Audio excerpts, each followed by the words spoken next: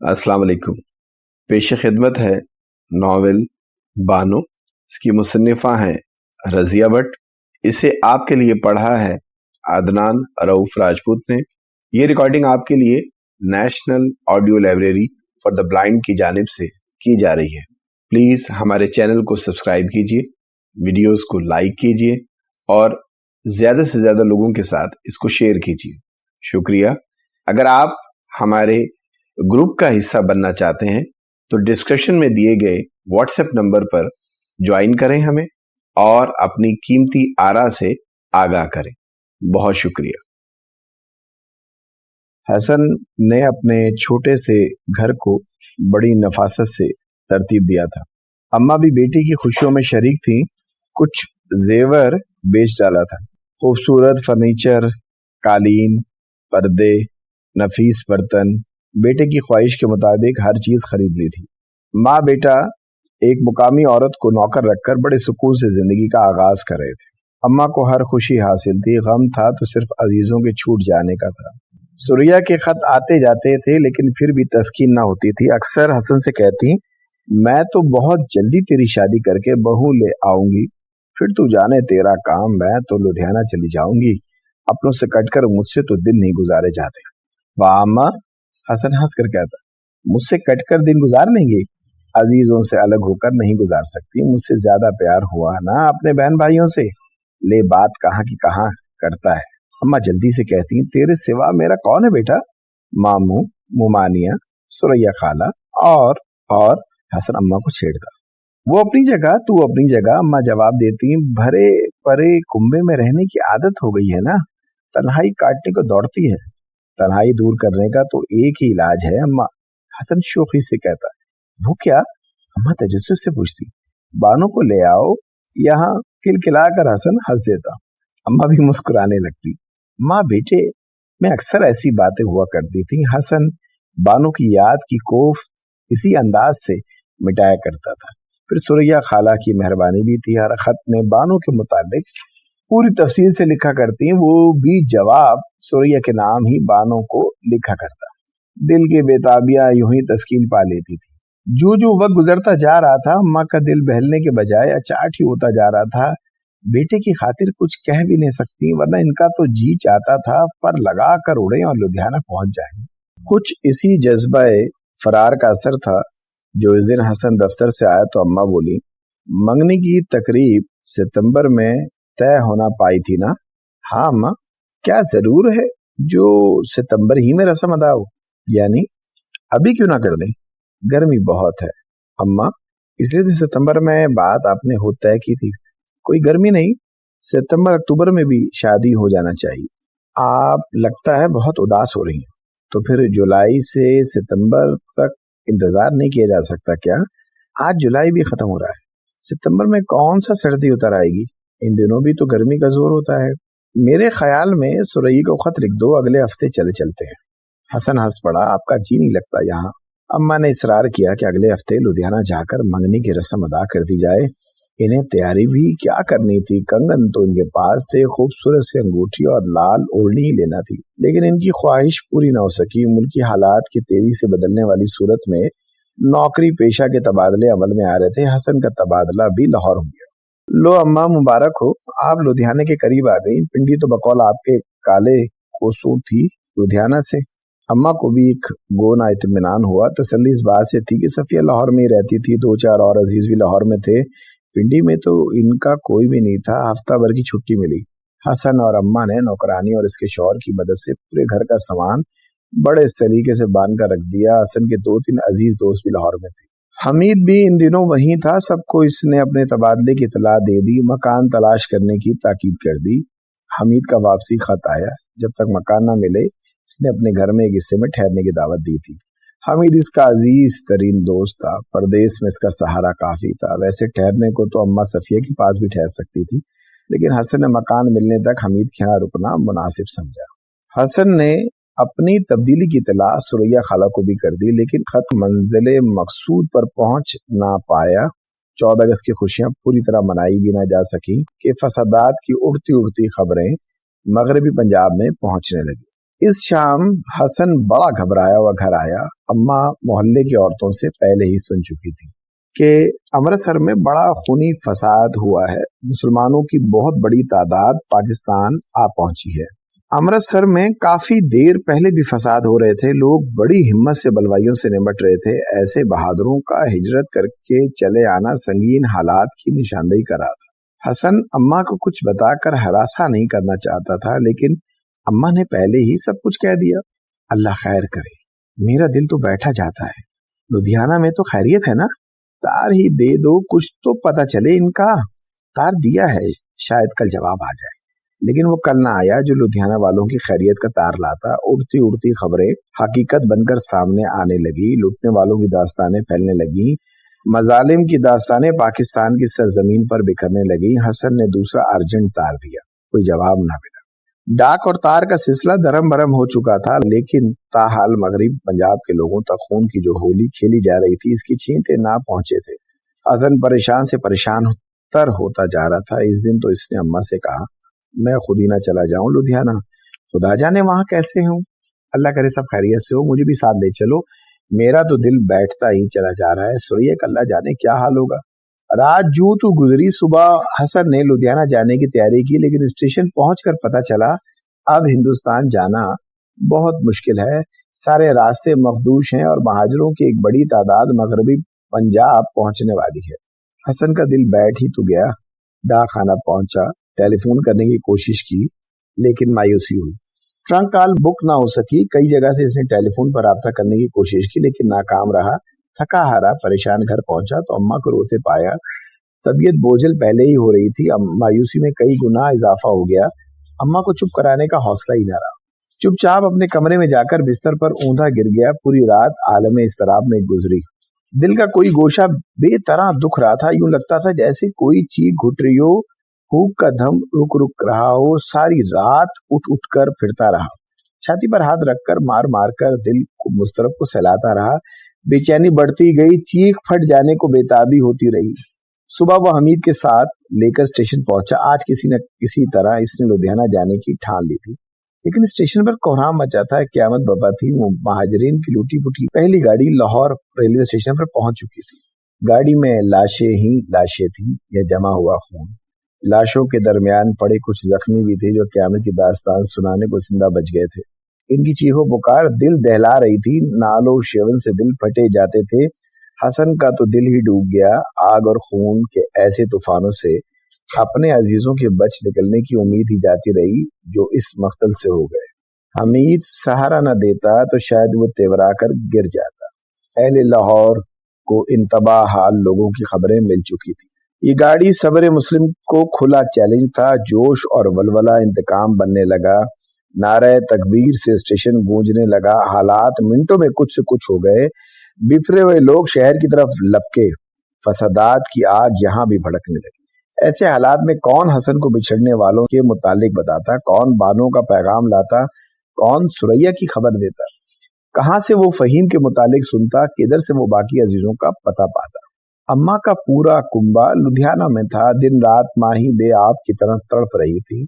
हमीद और इसके घर वाले बदनसीब माँ बेटे से दिली हमदर्दी का इजहार कर रहे थे। खाना पीना इन पर भी हराम हो चुका था, लेकिन इनका दिल का दुख बहुत गहरा था। मदावा कहाँ हो सकता था।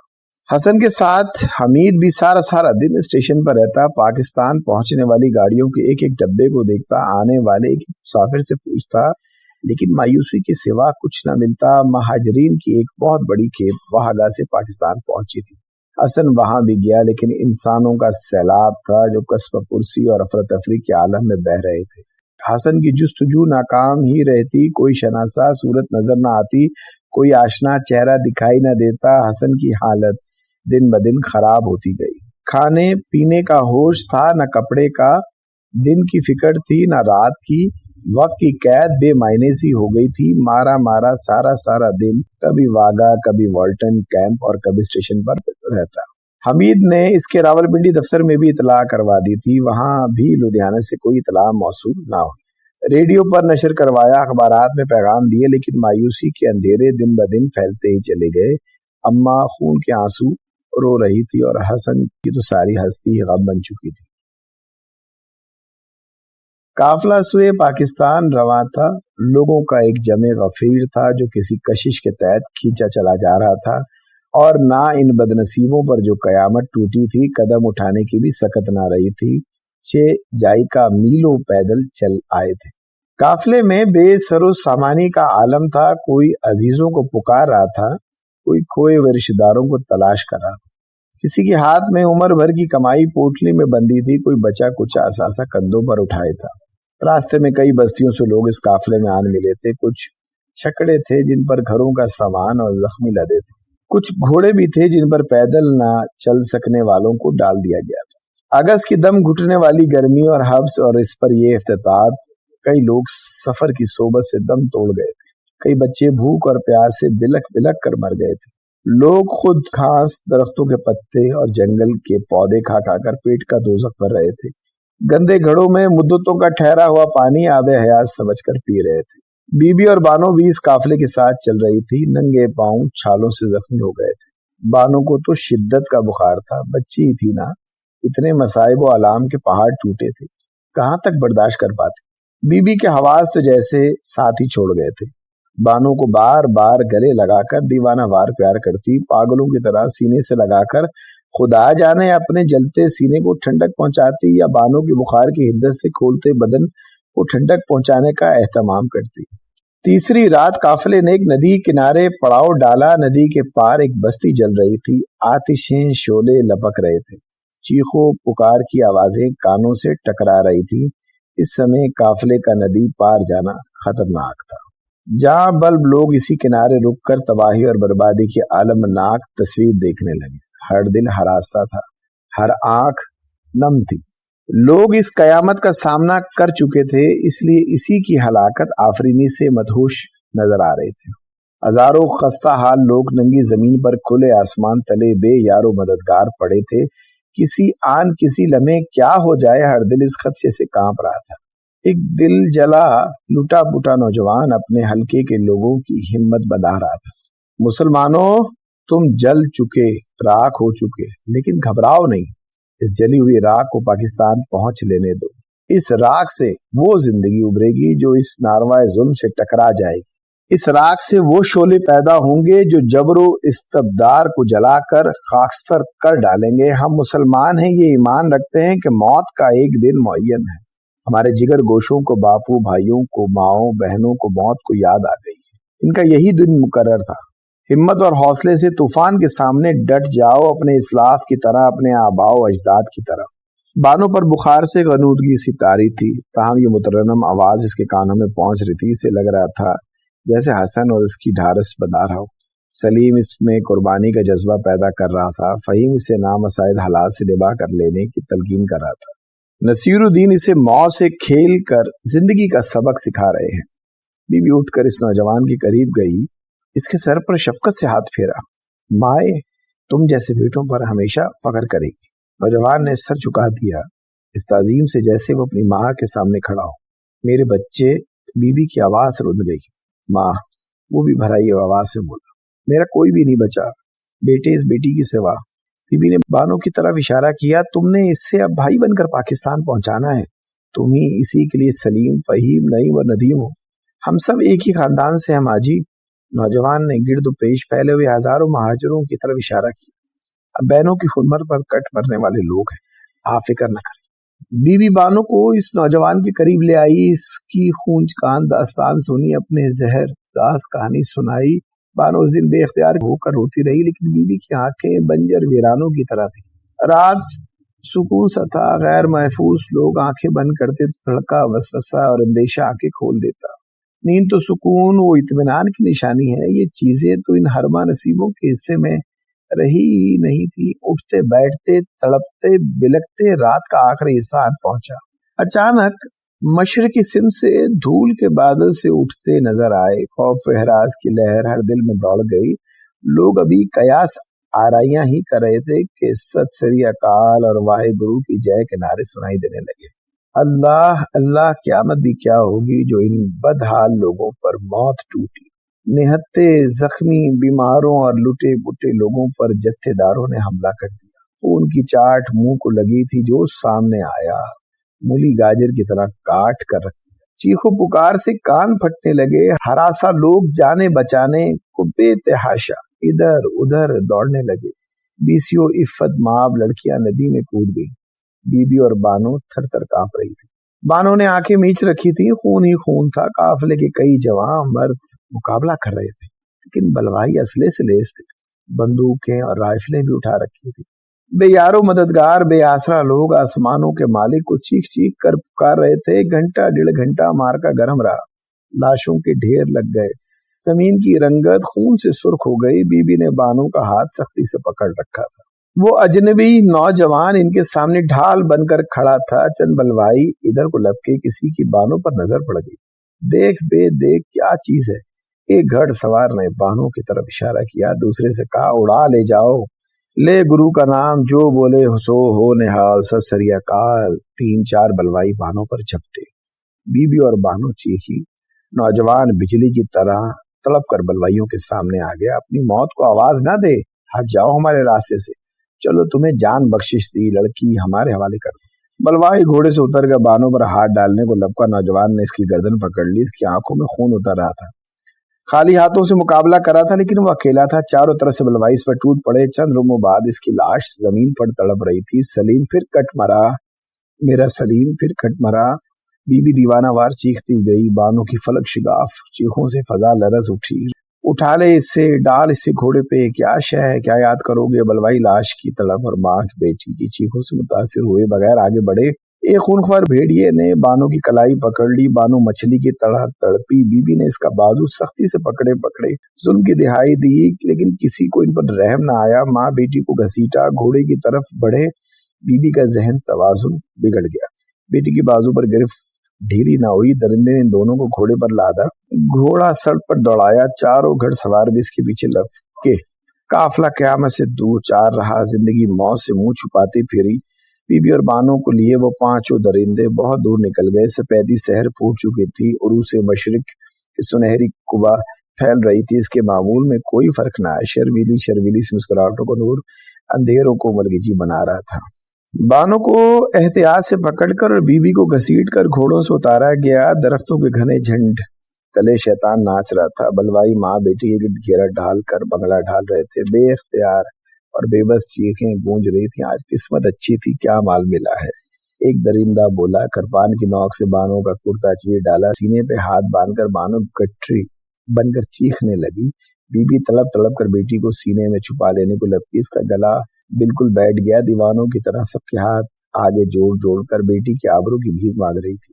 इस बुढ़िया ने तंग कर दिया, बांधो इसे दरख्त के साथ। ये ठीक है, तुम बेटी से निपटो, मैं माँ को पाकिस्तान की सैर करा दूं जरा। हाँ हाँ, एक बुलंद और जिगर खराश कहका पड़ा। बीबी को दरख्त से बांधकर गुंडे ने इसे हयास तो सोच तरीके से छेड़ने लगा। बीबी फटी फटी नजर से बानो को देखकर अपने सर को दरख्त से पटक रही थी। बानो जिस हैवानों के कब्जों में आई थी वो देव कामत थे। मदाफत कब तक होंगी थी। दरिंदे ने हंस कर इसे नोचा, ठट्टे लगाकर भंबोड़ा। बानो के हवास मख्तल थे, बस इसकी चीखें थी जो फजा में गुम हो रही थी, घने दरख्तों से टकरा रही थी। चीख चीख कर कह रही थी, जमाने की आंखें फोड़ डालो, वक्त के कानों में सीसा भर दो, ताकि मेरे साथ जो कुछ हो रहा है इसे कोई ना देख सके, कोई ना सुन सके। लेकिन जमाने की आंखें अंधी हुई, ना वक्त ना कान बहरे हुए। बच्चियां बेदोश लुट गई। एक नहीं 5 मुंडे ने बारी बार आबरू की धज्जियां उड़ाई। और तो और इस औरत को भी ने छोड़ा जो सिर्फ बानो की माँ नहीं, इनकी भी माँ थी। माँ सबकी एक होती है, ये सांझ का रिश्ता है, लेकिन दरिंदे इसे क्या समझ सकते। हसन ने एक दिल फिगार चीख मारी और बिस्तर में उठकर बैठ गया। इसका जिस्म पसीने में शराबूर था, सारा वजूद कांप रहा था। अपना सर इसने दोनों हाथ में थाम रखा था। क्या हुआ क्या हुआ? अम्मा और हमीद की वालदा मुसल्ले पर बैठी हुई थी। चीख सुनकर भाग आई। हसन बेटे। हमीद की वालदा ने हसन का कंधा झंझोड़ा। इसके हाथों में तस्बीह थी। सुबह नमाज के बाद वो वजीफे में मसरूफ थी। हसन की चीख से हवास बाख्ता होकर इधर दौड़ी। अम्मा बेचारी तो दुखों के बारों में इस तरह दब गई कि आवाज भी ना निकल सकी। एक आंसू थे जो बाद बेबाद टपक पड़ते थे। अगस्त के आखिरी दिन थे। कल रात बारिश होने से मौसम खुशगवार हो गया था, लेकिन इस साल हालात ऐसे सोगवार थे कि मौसम के हुस्न में कोई कशिश ना रही थी। हसन हमीद के घर ही रह रहा था। फिलहाल इस मकान में मुंतकिल नहीं हुआ था। जो एक हिंदू दोस्त دہلی جاتے ہوئے حمید کی سپرد کیا تھا۔ کھلے صحن میں چارپائیاں بچھی تھیں۔ حسن اور اماں مشرقی حصے میں تھے۔ جعفری سے یہ حصہ بڑا صحن سے لگ رہا تھا، لیکن آنے جانے کو کھلا راستہ تھا۔ حمید کی والدہ صبح کی نماز اسی طرف اماں کے ساتھ ہی پڑھا کرتی تھی۔ حسن سرنگو بیٹھا تھا۔ حمید کی والدہ کے بار بار پوچھنے پر بھی اس نے کچھ نہیں بتایا۔ کوئی خواب دیکھا ہے؟ وہ اماں کو مخاطب کر کے بولی۔ ساری رات تو پھرتا رہا ہے، ابھی کچھ ہی دیر پہلے لیٹا تھا، اماں نے آنسو پوچھتے ہوئے جواب دیا۔ چیخ شاید حمید نے بھی سن لی تھی۔ آنکھیں ملتے ہوئے ادھر آ گیا۔ کیا بات ہے؟ حسن سے جمائی لیتے ہوئے پوچھا۔ خدا جانے کیا ہوا، بس چیخ ماری، اب تھر تھر کانپ رہا ہے، سارا بدن پسینے سے شرابور ہے، حمید کی والدہ نے تشویش بھرے لہجے میں کہا۔ پانی لاؤں؟ حمید گھبرا کر بولا، پھر لپک کر سامنے رکھی مٹی کی گھڑی سے تانبے کا کٹورا بھر کر پانی لے آیا۔ حسن نے پانی نہیں پیا۔ تھوڑا سا پی لو۔ حمید نے چارپائی پر اس کے سامنے بیٹھ گیا۔ اماں دوپٹے سے منہ ڈھانپ کر سسکے بھرنے لگی۔ خالہ جان آپ حوصلہ رکھیں، حمید نے اماں سے لجاجت آمیز لہجے میں کہا، پھر حسن کی طرف متوجہ ہو کر کہا، حسن یوں تو نہ کرو بھائی، اماں تو عورت ہے، پہلے ہی آزردہ خاطر ہیں، تم نے بھی حوصلہ چھوڑ دیا تو ان کا کیا بنے گا؟ وہ حسن کو بچے کی طرح بہلانے لگا۔ اس کی ماں بھی حسن کی پشت پر پیار سے ہاتھ پھیرتی۔ اوف! حسن کافی دیر کے بعد جیسے اپنے آپ میں آیا۔ کیا ہوا، کوئی خواب دیکھا تھا؟ حمید نے پوچھا۔ شاید خواب ہی تھا، حسن بڑبڑایا، ساری عمر خواب ہی دیکھیں گے بیٹا۔ اب اماں بہن کے انداز میں رو پڑی، بچھڑ گئے۔ اللہ اللہ کرو بہن، حمید کی ماں نے جلدی سے کہا، ایسی مایوسی گناہ ہے، اللہ تعالیٰ بڑا رحیم، بچھڑنے والوں کو ملانے کی طاقت بھی رکھتا ہے۔ ابھی تو لوگ ہندوستان سے لاکھوں کی تعداد میں آ رہے ہیں، اللہ کرے گا آپ کے عزیز بھی آ جائیں گے۔ حسن نے گہری دل دوست آ بھری۔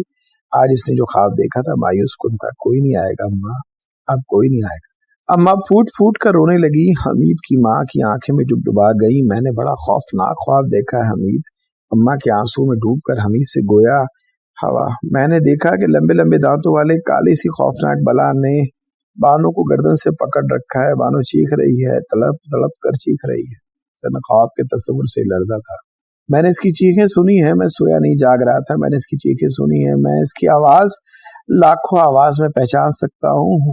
حسن عالم میں اضطراب میں ہاتھوں کو مروڑنے لگا۔ وہ اتنا نڈھال، اتنا پریشان اور اتنا خوفزدہ تھا کہ چند لمحے حمید کچھ بھی نہ کہہ سکا۔ کہیں بانو، کہیں وہ، حسن نے تڑپتے ہوئے کہا۔ اس کا اندیشہ حمید نے سمجھ لیا تھا۔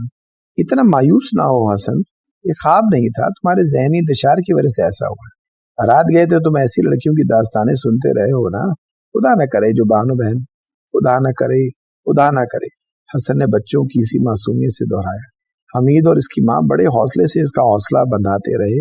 حسن وقتی طور پر اپنے حوصلے کو مضبوط پانے لگا، لیکن دل تھا کہ اندر ہی اندر بیٹھتا چلا جا رہا تھا۔ اس خوفناک خواب کا اثر اس نے بہت شدت سے لیا تھا۔ وہ پہرو اس خواب کی روشنی میں بانو کے متعلق سوچتا رہا، اگر ایسا ہو گیا تو کیا ہوگا؟ یہ سوچتے سوچتے اس کا دماغ ساکت ہو جاتا، اس کے لبوں پر ایک ہی دعا تھرا جاتی، یا اللہ ایسے حالات میں بانو کو موت دے دینا۔ یہ بھی عشق کا ایک مقام تھا۔ دن گزرتے جا رہے تھے، ہر دن نیا اضطراب لے کر طلوع ہو رہا تھا۔ حسن اب باغا ریلوے اسٹیشن والٹن کیمپ کے کسی آوارہ روح کی طرح چکر کاٹ رہا تھا۔ قدرت کو اس کی حالت پر شاید رحم آ گئے۔ سہ پہر وہ واگا میں لاکھوں بے خانما برباد لوگوں میں گھوم گھوم کر کوئی شناسا صورت ڈھونڈ رہا تھا۔ حمید اس کے ساتھ تھا۔ ایک درخت تلے سے دیکھی والی شبیہ دکھائی دی، تڑپ کر اس تک پہنچا۔ حمید بھی اس کے پیچھے لپکا۔ وہ رکھو دوبن تھی، توری کی طرح بچی اب بھی اس کے کندھے سے لٹک رہی تھی۔ رکھو رکھو، حسن نے پکارا۔ تجسس سے اس کا دل تھم جانے کی حد تک دھڑک رہا تھا۔ وہ اس مجرم کی تھا جسے جج کا آخری فیصلہ سننا تھا، جو موت، طویل قید یا رہائی، تینوں صورتوں کے درمیان امید و بیم کی حالت میں لٹک رہا تھا۔ حمید نے اس کا بازو پکڑ کر سہارا دیا۔ یہ ہماری دھوبن ہے حمید۔ حسن کی حالت دید کے قابل تھی۔ رکھو حواس باختہ سی تھی، میل سیٹے کپڑے، بکھرے بال، زخمی پاؤں، زخمی دل و زخمی جگر۔ پہلی نظر میں حسن کو پہچان نہ پائی۔ حسن بھی تو دیوانہ وار سا ہو رہا تھا۔ رکھو رکھو، میں حسن۔ حسن گھٹنے کے بل زمین پر اس کے قریب جھک گیا۔ ہمارے گھر والوں کی کہو وہ رکھو۔ اس کی بات ختم ہونے سے پہلے ہی سے پہچان چکی تھی۔ پھر سینہ کو بھی کرتے ہوئے بولی، مر گئے سب بابو، مر گئے سبھی مر گئے، میں کل موہی بچ گئی، ایک بھی نہ بچ سکا۔ یہ صدمہ متوقع ہوتے ہوتے غیر متوقع تھا۔ حسن کو زمین و آسمان گھومتے ہوئے محسوس ہوئے۔ سریا، سلیم، بانو، فہیم، بی بی، مامو، ممانی، نصیر الدین سب کی شکلیں نظروں میں چکروں کی صورت میں گھومنے لگیں. پھر اسے ہوش نہ رہا وہ کہاں ہے. اسی دن اماں کی حالت بھی دیکھی نہ جاتی. رونے دھونے اور غمزدہ ہونے کے باوجود امید کی ٹمٹماتی کرن سہارا دے رہی تھی. رکھو دوبر نے یہ سہارا توڑ دیا. پھر ظلم و تشدد کا جو نقشہ اس نے کھینچا، فولاد و آہن کا دل بھی پگھل پگھل گیا. آج اماں بچھڑنے والوں کا گھٹے گھٹے دل سے نہیں، پورے ارمانوں سے ماتم کر رہی تھی. محلے کی عورتیں جمع ہو گئی تھی. حمید کی ماں اور بہنیں بھی شریک غم تھی. آج ان کے پاس تسلی دینے کو کوئی الفاظ نہیں رہے تھے. حمید حسن کے قریب تھا لیکن غم سے ساکت مجسمے کو دیکھ دیکھ کر تڑپ رہا تھا. کئی دنوں بعد جب حسن کے حواس کچھ بجا ہوئے تو بارگاہ عزدی میں سر با سجود ہو گیا. اس نے بانو سریوں کے مر جانے پر اللہ تعالیٰ کا شکریہ ادا کیا. خواب کا اثر اس کے ذہن سے زائل ہو گیا تھا لیکن غم کی آگ اندر ہی اندر جلا رہی تھی. شکرانے کا ہیلا بھی تو تسکین نہ دے سکا. وہ اندر ہی اندر گھلنے لگا. کچھ ہی دنوں میں وہ بستر پر پڑ گیا. اس طرح پڑا کہ اس کی جان کے لالے پڑ گئے.